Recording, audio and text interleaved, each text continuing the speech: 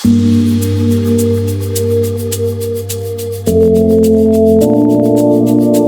there, welcome back to our channel. Today, we are going to take you through the construction process, the quantity of materials, as well as their cost in today's terms to bring this semi-detached duplex from the DPC to the decking level. Stay tuned as we take you through the process.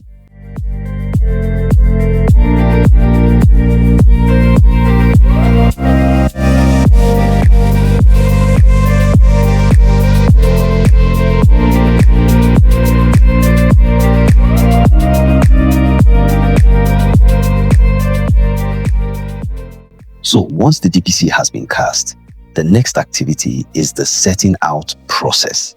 Now, this setting out process involves, first of all, taking a clue from the walls on the foundation and, of course, plumbing it up and ensuring that the blocks from the ground floor align with what we have above the DPC. First of all, what we do is to get all the external walls first. After the external walls are gotten, then we will do the internal demarcations. Now, the reason we get external walls first is to ensure that the building is square. We first of all take the longest side and plumb it up, then square it and get all the other sides of the building. Then from there, we take measurements to bring out the internal spaces of the building, one after another. By the time that is done completely and every space has been marked out, then the laying of blocks, course after course, now starts.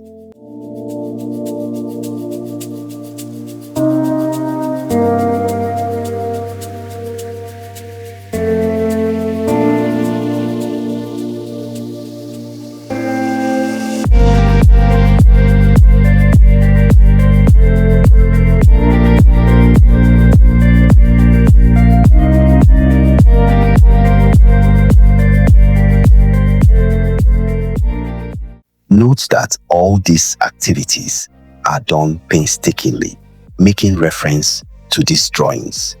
First, the architectural drawing, and of course, the structural drawing is followed to ensure that we have the right columns at the right places, as well as the right beams at the right places. Then the electrical drawing comes in, which shows us the electrical components and where they are supposed to be, and of course, the plumbing, which is the mechanical drawing. All these things are taken into consideration. You look at these drawings, make reference to them, and set out the building appropriately.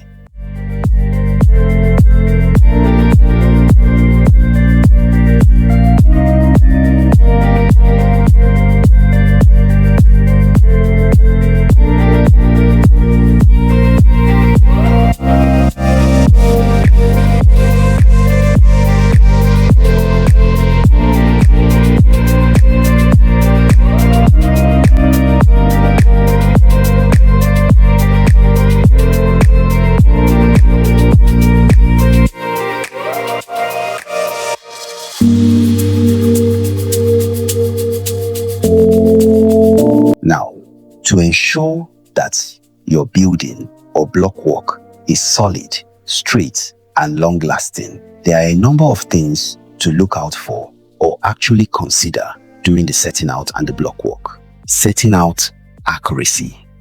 All corners, wall lines, and dimensions must be correctly marked and squared according to what is on the drawing. DPC leveling. Since you're working from under the ground, by the time you get to DPC, in most cases, you see that there will be a little difference.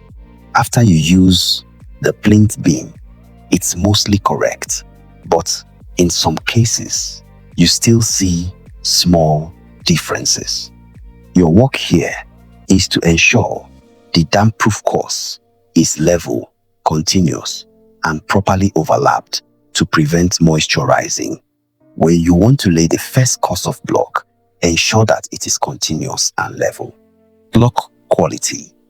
As much as possible, try and use uniform, well cured, and uncracked blocks when you're laying your blocks. Water mix ratio. For a correct mix of mortar, you have to look at either a 1:4 or 1:6 ratio, depending on the kind of load-bearing wall it's going to be. That is like 8 to 12 headpans of sand to 1 bag of cement. Mortar consistency. When you are mixing, you have to ensure that it's not too wet or too dry.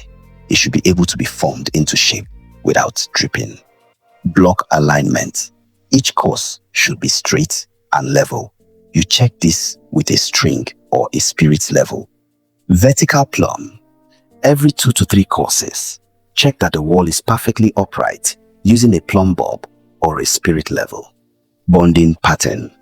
Stagger the vertical joints so that you don't have joint-to-joint alignment when you're laying the blocks. This helps to strengthen the wall better.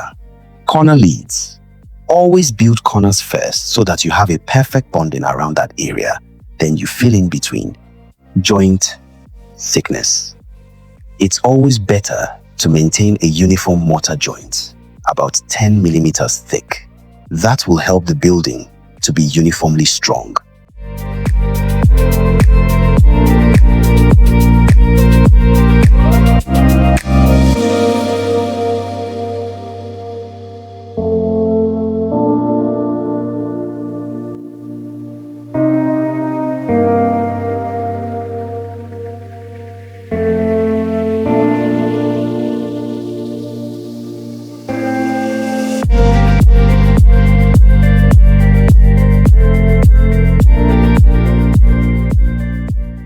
Now, let's look at some habits, or what I call insider tricks, that make a whole lot of difference.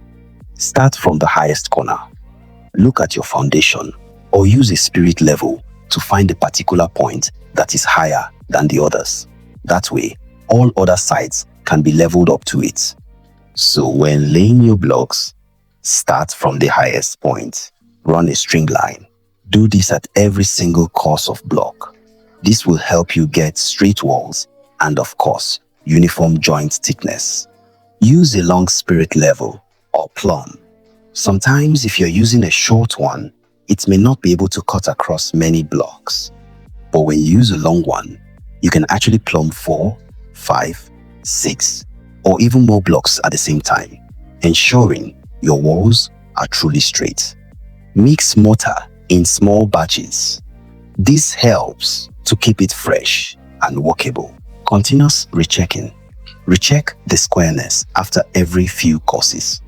If you don't do this, you tend to see that the building will keep bending as it's going up if it's not well squared, because small errors multiply fast. Maintain structural alignment. Always maintain wall alignment to structural columns or beams. This is very important. Check your drawings when you are working and ensure you maintain alignment with your structural elements. The drawing I'm talking about is not just the architectural drawing. You check the structural drawing too to ensure your walls align.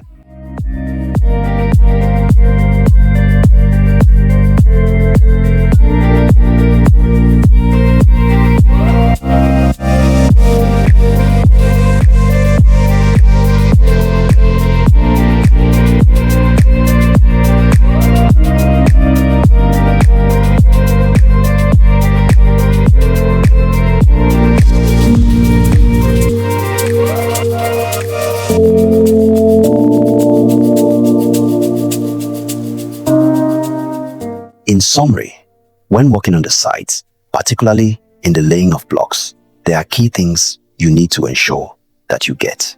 1 is accuracy, 2 is alignment, and 3, you have to be patient. These are the secrets to perfect block work. Ensure everything aligns and all measurements are as they are on the drawing. From DPC to the decking, always measure twice, lay once, and cure properly.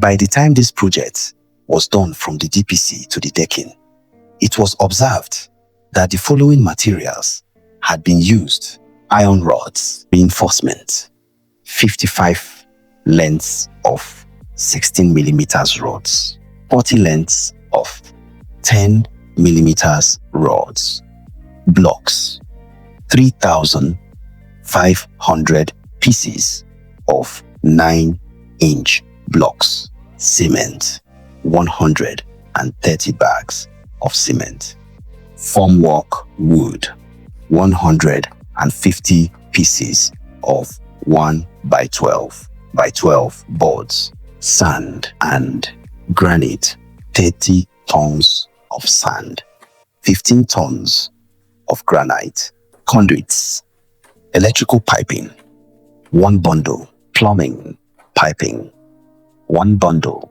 Now, the total cost of all the materials used to bring this project from the DPC to the decking level in today's terms is approximately 10,500,000 naira, which includes the block laying labor, the carpentry work, the iron reinforcement works, the casting of the lintels, and every other ancillary job that was done to raise this building from the DPC to the second level.